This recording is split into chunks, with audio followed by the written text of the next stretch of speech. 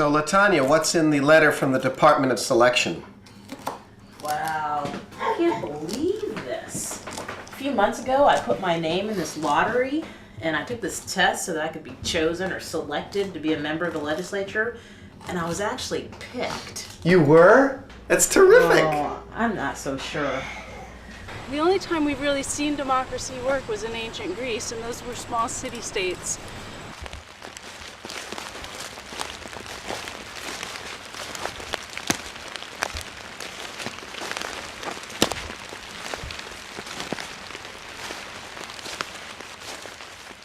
And I'm not even sure that it was working there because women and slaves weren't even considered human beings.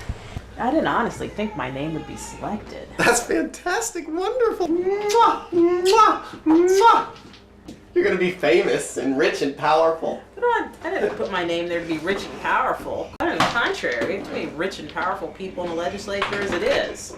There's no way I could possibly run for any office because I don't follow the guidelines of being with the right people at the right time, saying the right things at the right time, and having a lot of money for ads and so on. My conception of what democracy should be is a system of politics and power that stems from the power of the people to vote their elected representatives into office under the concept generally of majority rule while protecting rights for minorities. I mean, traditionally, the legislature has just been this place of negativity where people's needs don't get addressed, their issues aren't addressed. Yeah. Well, I don't have any experience. I don't know anything about policy issues or all the legal issues or all the budgetary issues. I'm just not sure I'm cut out to do this. I like to criticize the government. I would like to see what it's like to actually be on the inside and to make those decisions. Hello? Here, this is Richard. Hey, checking in. Hello? Hi, this is Janine. Hey, say, I'm walking down the street right now. Let's see, is everyone on now? Right, we're just missing Alan. Hey, sorry I'm late. Metro was delayed. Okay, we're all here now. All right, now let's get down to business. Who's on this call anyway? Okay, yes, this is Brian here. Let's see, I think it's Nancy's turn to facilitate. Yes, it is, my dear fellow party members. Excuse me, Nancy. Yeah, Janine? Is it really a party any longer? Well, no one has raised objection otherwise. Well, I thought the purpose of this teleconference was to dissect the fact that the party's over. My dear fellow party members, as I was saying, the agenda. Our only agenda is, to decide what to do next. It might be that the party is only changing its venue, even given that the sortitionists have carried the day for the time being. They still haven't closed the door on what we can do.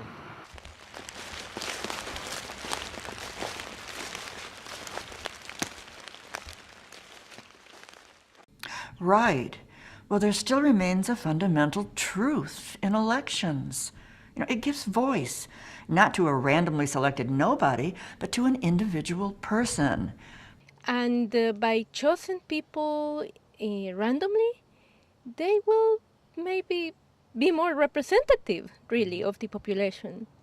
Then you would get a really different group of people that we have now. Well, this sortition thing is pulling a rabbit out of a hat. It's a trick, nothing but a gimmick to take power away from those of us in the party. Interesting proposal here. Naturally, what we all seek in our governance is the best possible governance that we as a society are capable of producing.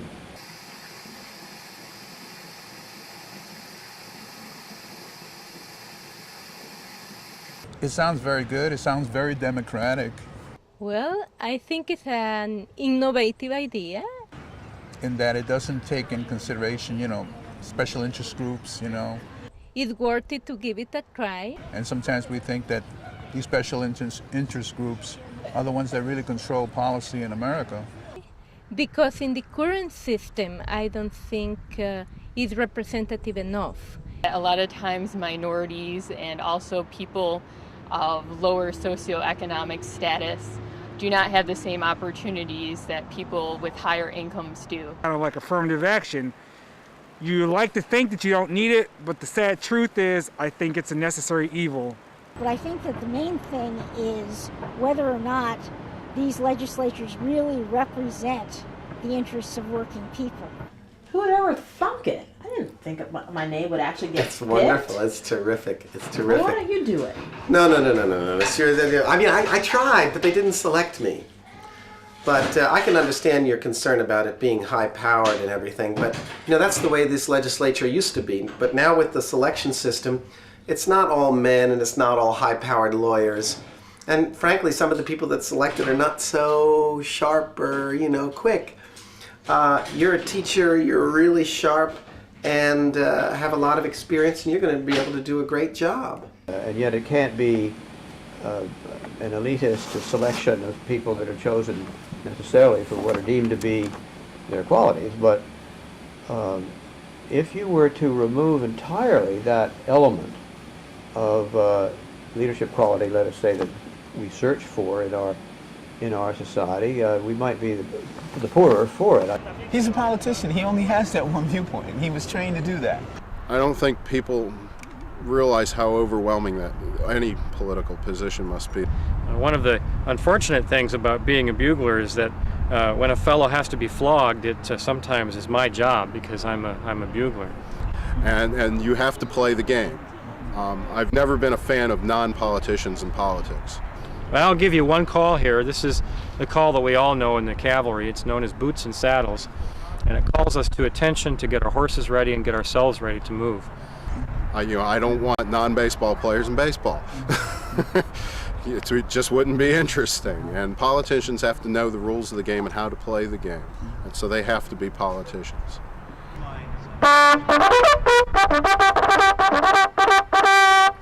In any walk of life, whether it's the law, medicine, the skill of the individual is what matters the most to those who receive the services of this person.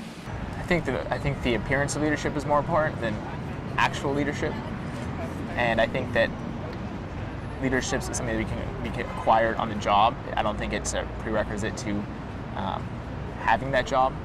So in my view, what's most important to get from a legislature is wisdom in making the tough judgment calls that have to be made in order for society to cohere, survive, move ahead, set its direction.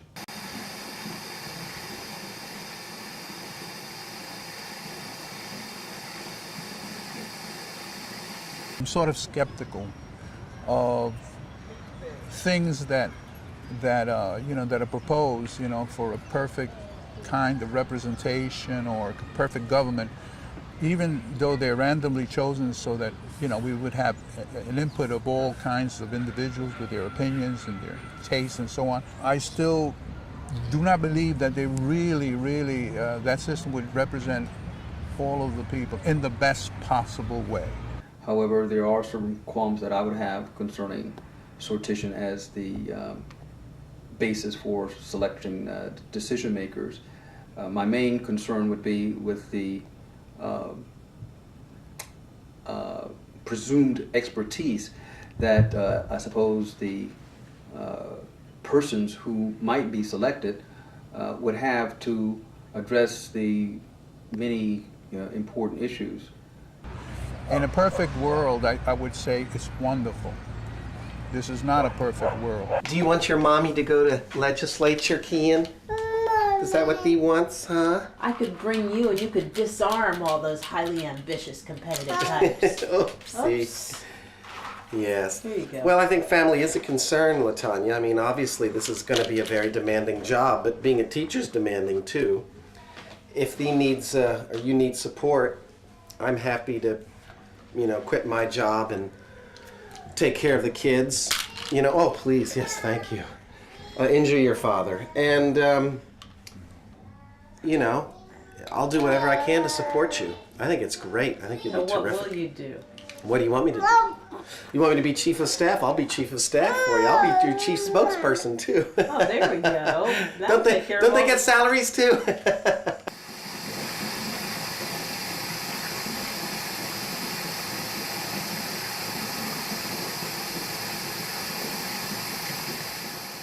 Well, that is a big draw, I think, to get health care coverage for life. It might lure me to the big city.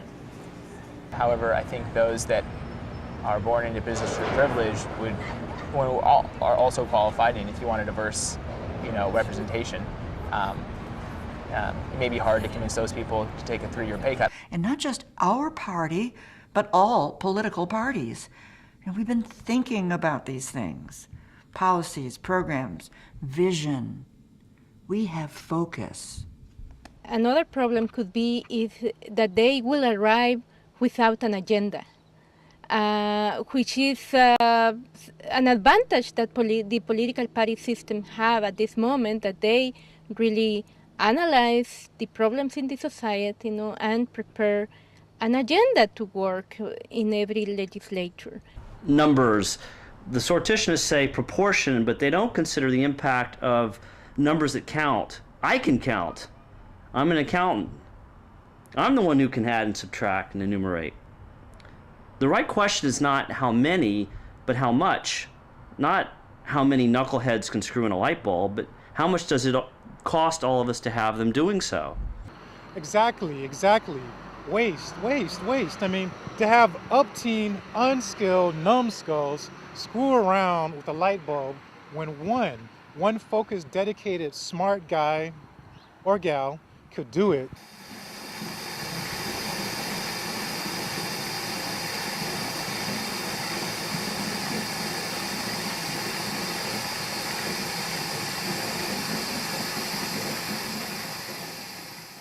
And judgment calls aren't, while judgment calls use information in order to form judgments, they're also primarily about values.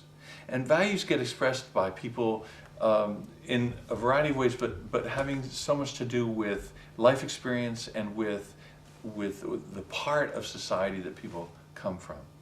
It certainly could be that with the help of staff persons to assist the decision makers. If by education we mean the accretion of information, which is what most people mean by education or schooling.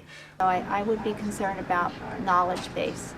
That's really the less important part of what needs to be done by legislation. Staff members are supportive only, and in the end it has to be the decision maker who has to make some of the very important calls, and these decision makers, in my view, must have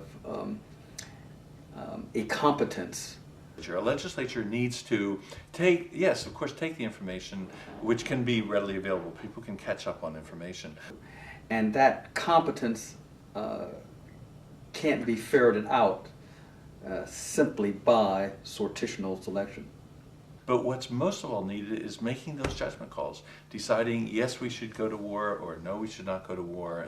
If in truth a proportional representative form of government representing the people, that the people would be less likely to send themselves off to a foreign land to fight for the prevailing interest of a very small minority of the population, of the people at large. And on those kinds of judgment calls, it's a misplaced belief that that's about expertise. Expertise can be all over the lot on any given judgment call. All of us who are elected, we are babes in the woods in many areas. It's a learning experience. The desire to learn is important. Take science, because science issues are special. And you can't just dismiss them, they're there, and they've got to be resolved. If you've never had any scientific training of any kind, or exposure, it's hard to focus on what these, in fact it's quite boring sometimes. my committee wasn't all that fascinated by some of the things we had to address. All kinds of odd space endeavors, manned and unmanned. The manned, of course, most exciting. Everybody gets involved in that. But the unmanned had a great role to play, and a long testimony that no, and I would, as chairman, I had to go to all these things, listen to them. And I got a little bit of education. What we really need is the wisdom of the people for such decisions. In a way, if you stay in Congress, honestly, and the people continue to support you there, you become more and more effective in analyzing the issues that come before you, because it's like any other job. And you see through some of the chicanery in testimony. You can ask better questions and that kind of thing. So you're quite right. We're all generalists. We only had one scientist in Congress, and other issues we discuss also on foreign policy. How should the Congress respond to an initiative by the executive in foreign policy? And there's never going to be a perfect solution. It's a dynamic. It keeps going back and forth. And what makes a dynamic effective is good, studious leadership. I find that an interesting remark, because I don't view my Congresspeople as leaders. The only time I see them in public eye is campaigning or asking for money or issuing a soundbite on a popular topic. So I think that's BS. It doesn't work if you just throw the marbles to the kids to play with. There's got to be somebody that says, here's what I think, and this is why, and now, questions? And get to the nub of the matters involved. You're nailing it. The one is what we in the party have spent our lives striving towards, a unified field position. Wait a nanosecond. For the sake of devil's advocating, from a more fundamental perspective, we don't know. Schroeder's cat, you know? Who's Schroeder? And what does a cat have to do with it? He's talking about indeterminacy. Do I think nature is inherently random or ordered? Well, if you believe the people who work on complexity, it is random, but equally there is plenty of non-random behavior within that. But it's not important. The revolution needs an architectural manifesto. One that takes more time and more thought and more expertise than can be attained through a willy-nilly selection of citizens, no matter how good-hearted they are. My fear is more not how I see democracy in action, is that I see less of it in action. I'm not sure that democracy should be, quite honestly. I don't know. Sometimes it's hard to differentiate between what is democracy and what is capitalism. One is an economic system and the other is a political system. I don't see the public really taking part. I see them complaining a lot. Our government really is based on people in power and how they control the country and to get what they want. And being very loud about complaining about it. But there's a lot of talk and very little action, in my opinion. And it's a complicated issue whether capitalism is something that can make democracy happen or kill it. Stop bullshitting the people. That's the main thing. Stop bullshitting the people. Of course, we have a two-party system, mostly two-party system, which is Republican and Democrats. The Democrats generally vote Democratic. I don't know if they're really making a real choice on issues. I think it's the party rule, and that's sad.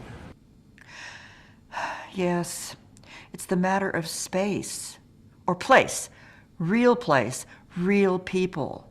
I like to think that our legislators have prepared for office by, first of all, education, secondly, by their own experiences, and by their motivation for wanting to go into Congress. Everyone's motivation is a little bit different. Look at this, 535 people there, wailing away at all the problems we have. Each one of them has a personal story, a kind of column of interest that started from school, family, job, relationships, anger at what's happening, hope for what could happen. All of these things constitute the totality of the individual contested for a congressional job. There are rare instances when huge, I guess, financial sources push some guy that isn't all that interested, but all right, you give me a leg, I'll do something.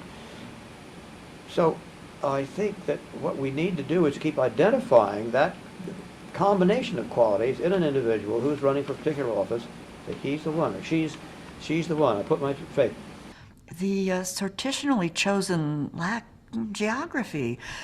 They're like the so-called community of the internet, you know, disassociated, connected only conceptually, virtually.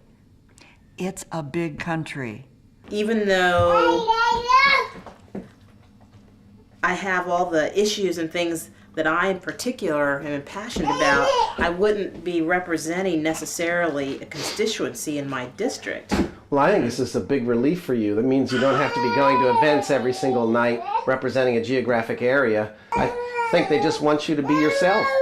And that this selection system has been such that there are different kinds of people all over the country, and that's the way that they ensure that the population is being listened to, is that they're all different kinds of people. I guess, eventually, all the issues, the education issues and the healthcare issues and all the issues that have to deal with women and families would finally maybe have a voice. Well, yes. I mean, that's why I think you should do it. And I would like to see what other people really believe. I don't understand, where are these people that believe what our current government believes? I don't know where they are. And 3 years a commitment, but I think it would be, a lifetime experience, sure. If I could do something to affect change, then I'm game.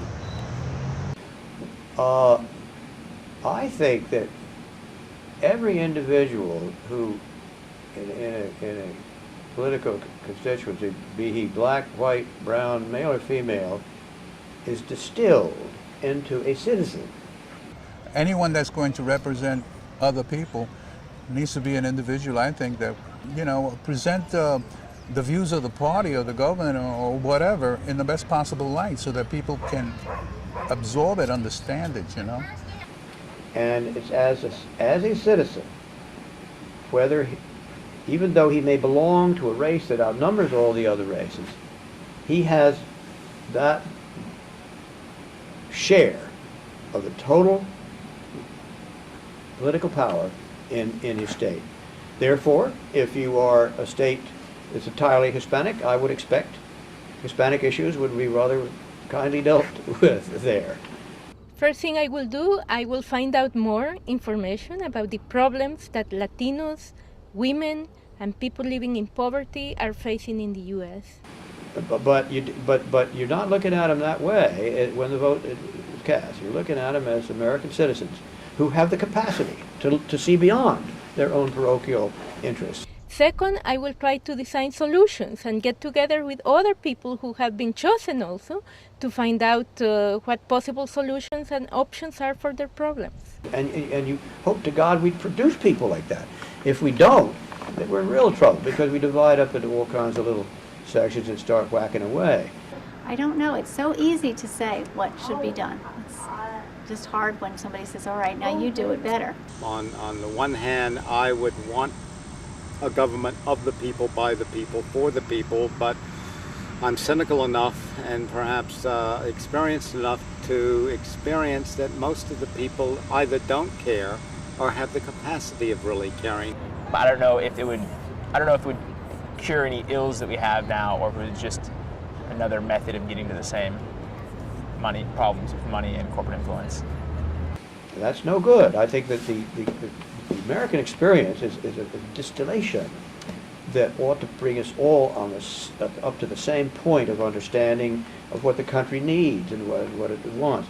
Naturally, that's not always going to be the motivating factors when clashes exist on immigration and this kind of thing, but basically it's what we should try for and never give up on. Up until now, thanks to the party system, we've been able to aggregate. But now, everybody sits on his or her nook and cranny. Maybe so, but don't forget that once these people are face to face in the legislature, they're still going to vote. Since it'd still be a democracy, we'd have to vote on things, so we'd have to get people to agree on issues for things to actually happen, but the general public has the ability to, I mean, we negotiate our issues every day in work and life and you know, so I think it's completely possible. If you're making a distinction between all the other walks of life and politics, or in fact, politics is, in this sense, is taken out entirely because it is a random selection of people of disparate skills, disparate ambitions, disparate sense of self, all kinds of things. I don't really think politicians are necessarily the best ones to continue in office. It might be well to take someone from the private sector, a different area of expertise. Do I think politicians are the best to do politics? So yes, ultimately I do think they are. They do it as it's their living. It's what they are trained to do. It's what they enjoy doing. Of course, they can be, the vast majority of them are cynical and self-interested. What's more important, the polis, the polity, the citizens, or the politicians who are shaped or shape them? And I would have to go on the side of the people, that there is a wisdom in the community, that if there was a way to more effectively manifest it. The voting process is extremely complicated, and it's daunting to go into that little booth and look at that paper or that series of levers and try to remember what the heck all that was for. And you know about the idea to elect even the executive from within the legislature. Talk about loss of power. All the political parties are sunk. Well, all of this is supposed to lead to dispersal of power and eventually the widespread development of leadership qualities throughout the populace. But it's yet to be seen if we're really going toward that. There are ways other than direct control of purse strings to exert influence. But an anxious electorate to spot, to make distinctions between the individuals that are contending, that are not based on wealth or money or the ability to obfuscate an issue. Usually the voices that are heard are the ones that speak the loudest because they have the greatest, support from either groups or power people. But, to be truthful, in this country, in this society, there's too many people who have too much financially at stake to even let the common man try that. It makes it difficult for a politician to stand by under those kinds of arrangements, to stand by his convictions. Because if he doesn't go according to the policy of the party, he's going to be run over, Is that democracy? Yeah, I think so. I guess one of the things that I would find most difficult to deal with from my wealth of knowledge, which is not very vast, is people who are trying to influence my decisions. I guess I'm thinking of lobbyists, but lobbyist doesn't necessarily have to be a bad thing. It could be somebody who wants to lobby for a environmental park or something that I would consider a good thing. In the days when campaigning was much more personal, you see a guy like Lincoln going all over the place, talking to any crowd he could get together. There was a little bit more of a useful exchange of impressions and impulses than you get over television or that through mass media or anything of that kind. Even when my father was running for the Senate in '52, the television was practically non-existent. There was very little of it. So we'd go to 20 towns a day. We'd be taken by our local supporter down the street, walk in every shop, every barber shop, every store, every newspaper, talk to people, sit down and talk with them. We do have orators. We still have the ability to influence public opinion through media.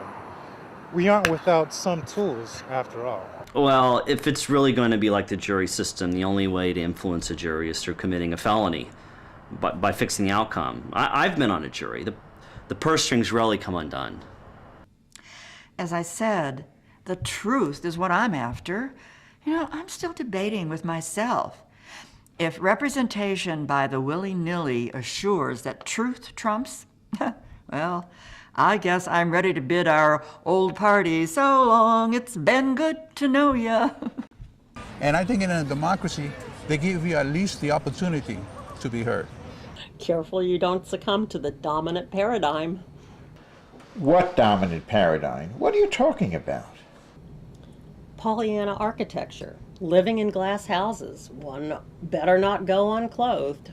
But, so there he's sitting with my mother, and, you know, in their little straw hat, and looking out at the crowd. And before the program began, the chairman said, "Now who's going to be first?" And Dad said to Buck Taylor, "Are you going to attack me?" "You bet I am." "Well, then I'll go second if it's all right with you." So Buck Taylor laid it into him real good. The only thing he ever milked was a corporation, that kind of talk, and it got a few laughs. But it went on, and it went so long that, and so tough that my mother, who had never heard such talk about my pa, a little tear came down, looking straight ahead. And Dad, who didn't, who noticed that out of the corner of his eye, he just reached over and took her hand. Everybody saw that. It was the end of Buck Taylor. That the campaign hadn't even started. Of course, Dad did get up. He had to follow up with his own. It was Korea, communism, corruption. Those were the three big issues in 1952.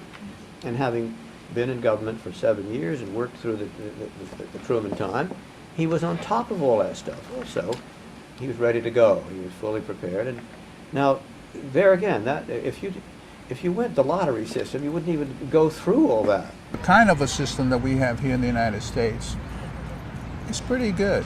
It's pretty good. Well, like Plato, de Tocqueville also warned of tyranny as an outcome of real democracy. You know, but de Tocqueville was speaking simply about the tyranny of the majority. If this sortitionist program really does what it says it will, well, what if the majority comes to hate some minority? Well, it's not like that has never happened before. What are the guarantees against pogroms? Where's the insurance for never, never, never again? The older I get, the more Jewish I become. There's a certain paranoia in being a Jew. I think it comes from thousands of years of people trying to get you. If you were to prevent what happened in Germany, in a way that was a failure of whatever poor little democracy they had at that time, looking for a strong man. If the majority, the majority of Americans made bad decisions over the years. Constitutional amendments are finally passed in order to rectify wrong decisions. You could say that the treatment of slaves in the Declaration of Independence and the Constitution, tyranny of the majority. I have a Southern heritage too. Notice I'm wearing blue. And if my ancestors are rolling in their grave, the exercise is good for them. Yes, why? Because the majority hadn't yet awakened to what the hell, what's going on, what the issues should be, and how people should be treated. And so we moved away from it. The majority is always capable of exercising tyrannical authority, no question about it, but an educated majority won't do that. Yes, I worry about that too. I've been in this party a long time, and I incline towards the laissez-faire and libertarian. But I have to admit that without a strong center, as much as I'm otherwise inclined... You'd have to ask yourself, do I come out with anything better than this? I have a feeling that a working democracy requires contest. And what we need is ordinary people like you who can set priorities and make judgment calls, and that's what we need from you. We don't need you to know all the, legal constitutional theory of this and that. Well, I'm not so sure even that I'm, prepared to stand up and speak in front of all of these highly competitive, ambitious people. Well, honey, you do this all the time. You speak in front of people all the time. Yeah, kids at school. They're 11 and 12. Well, yeah, let's get real. Yeah, but wait, is there a big difference? Proportional representation will fractionalize us. The Federalist Papers said, too many cooks spoil the broth. Right. Well, what happens, for instance, to our platform of educational reform? Well, if any Sam, Dick, or Harry, or Susie, Ann, or Jane is chosen, and we in the party have no hold over them, well, they'll go this way, that way, directionless. Probably my most important issue would be furthering education. But what I would really just like to overhaul the entire education system.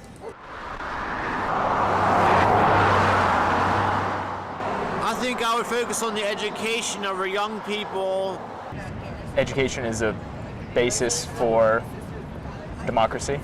And all that time we've spent devising our plans for the best education for all will be for naught. It's important to get our country focused on its goals.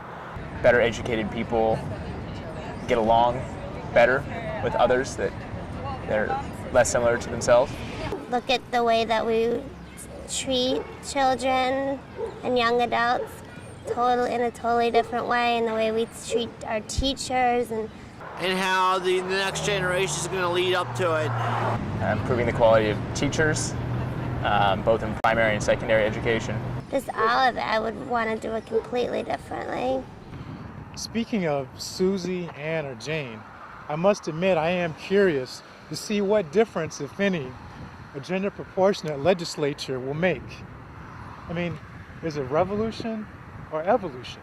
Then if I don't like it, you can take over. Well, it doesn't work that way. I don't think that this system is designed to be nepotistic. So, I mean, I tried to be selected, but it's all random. Well, yeah, maybe you're right. Maybe I should do it. I think you should, honey. I think you'd make a great, great legislator, you know, so that our society is going to be better. Right now, our legislatures are like 80% lawyers, 70% male. You know, all over the world it's like this. Yeah. And we're not making the right decisions for society that we need made.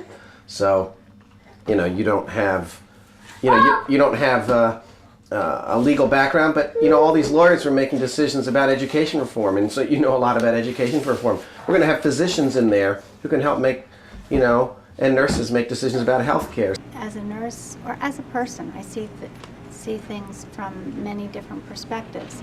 And it's all very well to say that people should, for example, have all of their prescriptions paid for. Well, while I see what happens when people can't afford medications that they need, I also see what happens when people get medications that somebody else has paid for. They either don't take them, or they have too many, or they're not taking them correctly. So why should I or you or somebody else pay for this person to have all their medications when they're going to sit on a shelf and not be taken? So it's just not a black and white issue. There's so many that are not black and white. Before they had Congress and they had Senate, they had villages. And they were led by the people, tribal elders, counselors, and things to that effect. I said, if you go to proportional representation, you're going some part of the way towards what people have called the ultimate democracy, which would be everybody gets a vote on everything. It's plebiscite. Everything's done by plebiscite. And we have the tools to do that now. I would want to establish an expectation that things that are of great moment, great importance, would be given over for national referendum. Everybody gets a chance to say what they think. The evolution will not be revolutionized. I'd say that maybe that old way might work. But what I still don't get, what I still don't trust, is the guarantee of a truly fair proportion. Why might random selection not produce, say, an all-woman legislature? Well, why not? If it's random, couldn't it just come out to be anything? You still don't understand the law of large numbers? Richard, please explain it again. Sure. The law of large numbers is a theorem of probability that describes the long-term stability of a random variable. If you flip a coin 10 times, and you're right, it would be possible to come up with 10 tails or 10 heads, 10 women, 10 men.